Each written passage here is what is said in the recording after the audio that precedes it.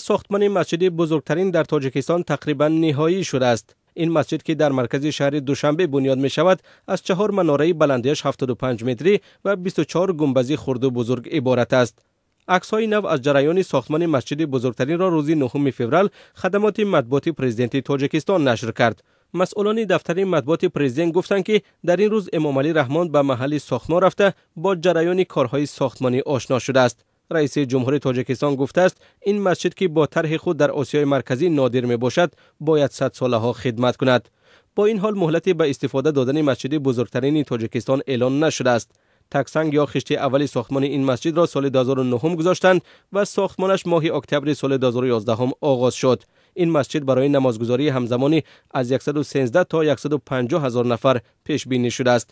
در گذشته مقامات گفته بودند که سرمایه‌گذاری اصلی تر قطر است که برای ساختمان اولیه 70 میلیون دلار جدا کرد. تاجیکستان هم گفت برای بنیاد این مسجد 30 میلیون دلار می‌دهد. این مسجد بزرگ در حال ساخته میشد که سازمان و کشورهای خارجی سالهای اخیر مقامات تاجیکستان را برای نقض حقوق دینداران به خصوص پیروان اسلام به شدت تنقید کردند.